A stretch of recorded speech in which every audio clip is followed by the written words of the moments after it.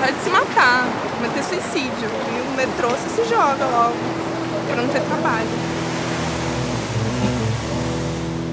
Os ônibus ao tempo de demora, né? Você vem cada vez mais cheio, mais lotado. Nunca sento, em nenhuma das minhas viagens de ônibus eu sento. Depende de onde eu acho uma merda. Desculpa da palavra, mas é um Caos. Caos, tá um caos. A parte de trem, os trens suburbanos, assim, é muito sofrível. Se tratando de um ano de Copa do Mundo, né? É de se imaginar que há investimento, mas não é o que acontece. Nenhum dos políticos tem coragem de deixar o carro deles para poder andar de transporte público, ficar lá no meio, no calor, suando. Eu acho que o preço, enfim, R$3,20 ou R$3 de qualquer jeito é muito caro para o que ele oferece. Não tem a menor condição. Sei lá, algum dia isso vai mudar, espero, né?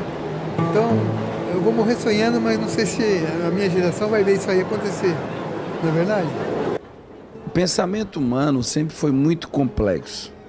Seja ele um pensamento de ordem artística, seja ele um pensamento de ordem política, seja ele um pensamento de ordem teológica, filosófica, científica, seja ele o próprio senso comum. Pensar, definir alguma coisa que você considera uma verdade, sempre foi algo muito problemático. A humanidade até hoje, ela faz vários questionamentos. Se você pega, né, desde a pré-história, chamada pré-história, a idade da pedra lascada, quando o homem ainda, né, vivia ali quase como um animal integrado à natureza, mas ele já precisava do seu raciocínio para poder fazer escolhas, para poder definir a sua ação. De lá para cá a humanidade mudou bastante. A humanidade evoluiu, criou sistemas de organização social, coletiva, que chegou nisso que nós chamamos hoje de sistema político, que nós estamos debatendo já há algumas semanas aqui na TV Assembleia, entrevistando alguns deputados estaduais, né? Vamos continuar as entrevistas com os deputados estaduais, mas nessa semana a gente dá uma paradinha nos nossos deputados para voltar na próxima semana e conversamos com jovens, especificamente 2 jovens, que vão nos ajudar a entender um pouco, né, de como que a juventude ela enxerga esse processo político. Desde 2013, com as manifestações de junho de 2013, quando o Brasil foi às ruas, né, no movimento comparado aí a 1992, na época do impeachment, comparado aos diretas já, né, um movimento que lutava pela redemocratização do Brasil. De repente nós vivemos uma onda de conscientização política. Todo mundo quer ter a sua opinião, ter o seu posicionamento político. E essa complexidade humana, ela começa a entrar em jogo. Recordo-me que o grande pensador Nietzsche, ele disse certa vez o seguinte: ouse conquistar a si mesmo. Né? Na visão do Nietzsche, ousar conquistar a si mesmo era ter a coragem de ser, na totalidade, aquilo que você pensa, ou seja, colocar em prática aquilo que você, em teoria, pensou ser o ideal. Então o programa Consciência Humana tem essa perspectiva, tem essa visão de trabalhar com uma reflexão, de trabalhar com um pensamento que ele não se feche, que ele não seja absoluto. Não é a verdade que nós queremos do ponto de vista absoluto, ou seja, nós queremos chegar a um entendimento. A verdade todos nós vamos construir, você que é nosso telespectador. E aí, mais uma vez, como sempre colocamos aqui no programa Consciência Humana, faça as suas ponderações, faça seus questionamentos. Nós aqui do programa não somos a verdade absoluta, nós somos um referencial, porque estamos levando um pensamento que nós absorvemos, escutando dos professores, escutando dos alunos, escutando da população de uma forma geral. E aí temos a oportunidade de aqui no programa Consciência Humana trazer um pouco disso para você. Então o nosso tema dessa semana é juventude e política, e nós começamos com a Bruna. A Bruna é estudante de Direito da Universidade Estadual do Piauí, ela está aí no 3º período de Direito, mas a Bruna não vem como uma acadêmica, embora a academia seja sim importante nesse momento, né? Aquilo que ela já vem aprendendo.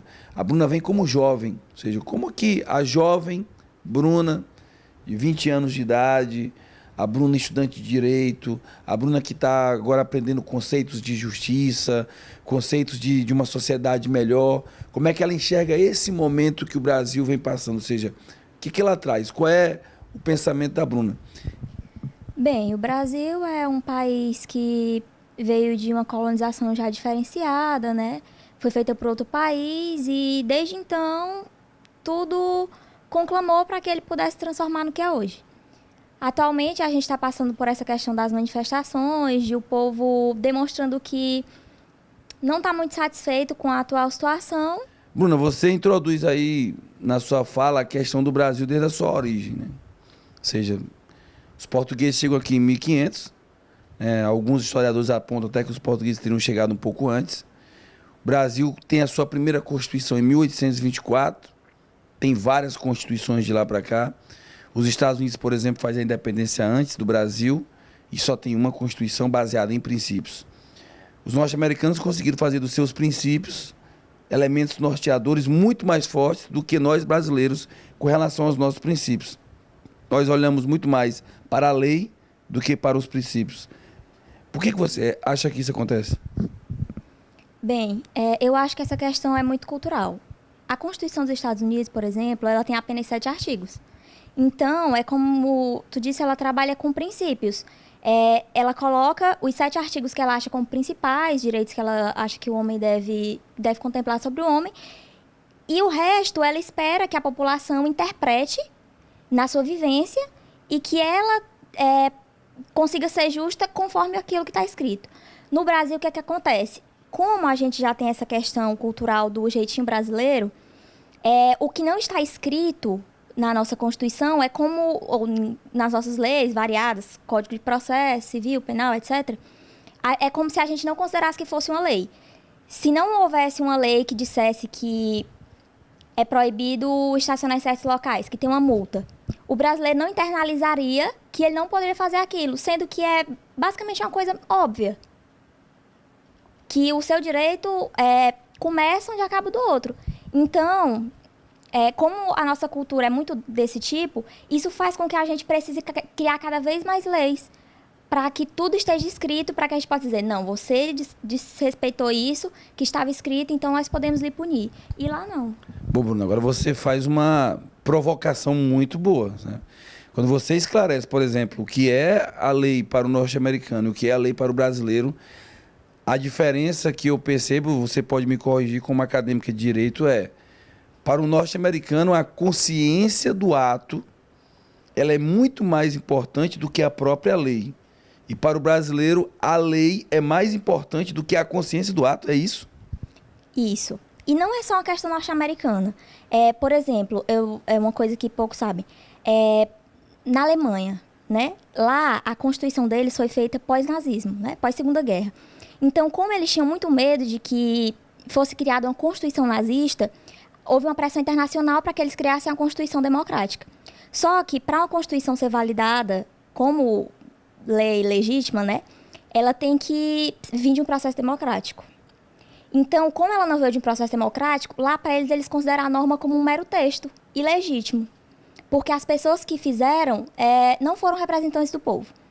E lá o juiz é eleito pelo povo. Então, a norma lá só se torna lei, só se torna legítima depois da sentença do juiz. Porque o juiz é uma pessoa eleita democraticamente e ele tornaria válido. Então, só para que eu possa entender, Bruno, que você está me dando uma aula aqui. O juiz na Alemanha é formado em direito.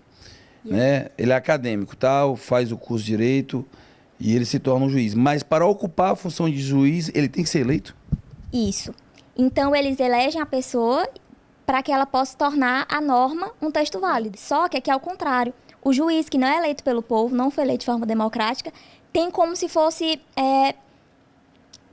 um poder de interpretação da lei. Não é que ele considera a lei como a sua interpretação, que é o que a gente chama de discricionariedade, que é o que o positivismo quer, aumentar a discricionariedade, que é o poder que o juiz tem de decidir sem se basear em norma nenhuma. Então, é como se o juiz, às vezes, desprezasse um pouco a lei e decidisse com base nos princípios e concepções dele. Que seria aquela consciência com relação que a sociedade norte-americana tem. Isso. No nosso caso, fica a cargo do juiz. Exatamente. A consciência é a cargo do juiz. Exatamente. E o povo? Como é que o povo participa ou não participa? Qual é a importância do povo nesse processo, então? Bem, o povo, nesse processo, ele vota muitas vezes errado, né? Sem a consciência. E acaba que o povo internaliza essa cultura. E isso só vai se disseminando. Lá no meio jurídico tem até uma, entre aspas, piada, né? Que costuma dizer que o juiz, ele tem mais poder do que Deus. Porque Deus, ele age só para o bem. E o juiz não, pode agir para o mal e para o bem. Tudo bem que é uma piada. Só que tudo que é dito assim tem um fundo de verdade. Então, olha o que você tá... O poder que você está dando a uma pessoa, entendeu? A consideração de poder que você está dando àquela pessoa. Então, o brasileiro tem muito isso, de respeitar os cargos e nem tanto a lei. Sempre tenta dar um jeito de burlar, de transformar aquilo em uma coisa que vá lhe beneficiar. O brasileiro tem muita cultura de lhe beneficiar, do auto-benefício. E isso está bem longe de ser uma internalização, né? Eu acho que está acontecendo um fenômeno, vamos dizer, que é historicamente conhecido, mas que provavelmente tem as suas imensas singularidades. Há um desencontro entre cidadãos e as suas instituições. Se é que teve dois grandes momentos que foram mais diretos já, o impeachment de Collor, com grandes manifestações públicas, mas não tem uma tradição de manifestação pública. Se você pega a França, por exemplo, aí tem uma tradição contínua. Se francês quebra metrô na França, tem uma causa. Se aqui vai gente e quebra metrô na Paulista, é vagabundo que não quer trabalhar. Talvez se fosse francês é mais chique e a gente chamasse de ativista. Olha só que coisa interessante. Vamos pegar as pautas das manifestações em várias partes do mundo.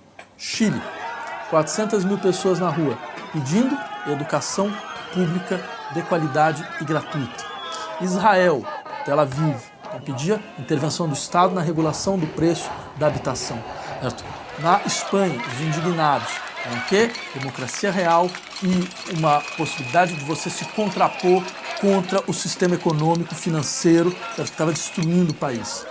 No Tunísia e Egito, além das demandas de democracia, vinculadas à ideia de dignidade, era também um estado de bem-estar social que não existe nesse país. Todas essas manifestações pediam também uma coisa muito clara: mais democracia. Bruna, nós temos aí 3 poderes importantíssimos no Brasil e nós estamos discutindo isso com os deputados estaduais, com a sociedade de uma forma geral.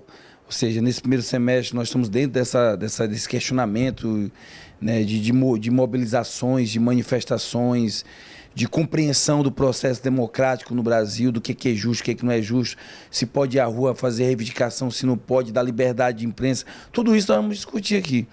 Mas quando a gente fala com uma jovem que tem, de certa forma, um estudo dentro da questão do direito, o judiciário no Brasil, ele é, para a sociedade, a esperança de uma honestidade que esteja pautada principalmente na ideia da meritocracia. Ou seja, seriam pessoas que meritocraticamente chegaram aos postos que estão ocupando e, por conta disso, elas só devem satisfação à sociedade, né? Seria essa a regra, ou seja, a ideia. Ou seja, um juiz, um promotor, um defensor público, ele deve satisfação à sociedade. Por isso, o princípio de justiça, da aplicação daquilo que é justo, deveria estar muito mais vivo. Mas hoje há um questionamento generalizado de que as instituições brasileiras, sejam elas instituições vindas do Legislativo ou do Judiciário, do Executivo, elas se colocam em dúvida. Você acha, por exemplo, que o problema da corrupção no Brasil, ele é um problema estrutural, ele é um problema sistematizado, institucionalizado, ou você acha que para aqueles agentes públicos, como um juiz, como um político, como um deputado, como um governador, há uma responsabilidade maior? Bem, é tudo uma questão de proporção, né? Claro que é uma responsabilidade maior quando se envolvem quantias maiores, no caso da corrupção. Claro que os milhões roubados são um caso que salta aos olhos. Só que a gente tem que perceber que é só uma questão de proporção, mas que o erro é o mesmo. Se você vê a carteira de alguém caindo na rua e você não devolve, não, mas tinha, sei lá, R$100 dentro, R$10 dentro. Aquilo é a apropriação de uma coisa que não é sua. Corrupção é a inapropriação de uma coisa que não é sua. Então, você reclamar de uma coisa que você vê que está no seu país de uma forma assim escancarada, Se você perder uma coisa no Brasil, você sabe que você não vai achar de volta. Você não tem a esperança de devolverem. Você sabe que aquela pessoa, que alguém vai ficar. Alguém pode passar, não vou mexer nisso, mas outra pessoa vai acabar ficando, né? Então, é uma questão de cultura mesmo. Claro que o que eu acho, assim, é que as pessoas, elas consideram que quando a gente fala que o problema é cultural, que não tem mais solução. Mas é aí que está o problema. Por exemplo, vou usar uma frase aqui. O inventor do alfabeto era analfabeto. Então, a pessoa que começa um processo, ela não está dentro daquele processo ainda. Ela vai começar uma coisa que ela não sabe onde vai desbocar. Então, eu acho que o brasileiro tem que ter a consciência de que ainda dá para mudar e que isso tem que partir de cada pessoa. Tem para depois ir como um todo e podermos cobrar das autoridades. Pessoas que estão... Pegando um pouco essa sua visão e a visão uma visão que a gente vai colocar dentro da entrevista. O historiador gosta de lembrar, William, que a carta de Pero Vaz de Caminha termina com um pedido de emprego do autor ao rei de Portugal, para um parente que estava sem emprego. Era um outro momento, sociedade de mercê, sem concurso público, etc. Rui Barbosa, numa das suas tentativas de ser presidente, dizia que a nossa república tinha virado uma privada. Elis Regina, durante a ditadura, começava uma música maravilhosa, dizendo: caía à tarde feito um viaduto, fazendo referência a um viaduto envolvido em desvios de verba e problemas de materiais de segunda linha. A corrupção é histórica, é estrutural e ela não é do governo. Ela pertence a uma interpretação ética bastante difundida na sociedade e que envolve desde andar no acostamento, vim hoje da Unicamp, observando que as pessoas que estavam em grande quantidade no acostamento deviam estar reclamando da corrupção do governo. Ou seja, nós temos uma diluição da ética, no sentido aristotélico do termo, que é bastante grave no Brasil, e a corrupção é, como diria o Barão de Tararé, a negociata é o bom negócio para o qual não me convidaram. Ou seja, eu sou absolutamente ético e probo quando se trata de atacar o negócio que não me favorece. E quando me favorece, é um jeito, é uma maneira, é o meu jeitinho clássico. E como é que o Brasil pode rever esse conceito? O Bob Juliano Fox está aqui. A corrupção já faz morada no Brasil. Como é que a gente poderia inverter isso? Institucionalizar a ética? Bom, toda pessoa que faz morada pode ser despejada, suas terras podem ser realocadas.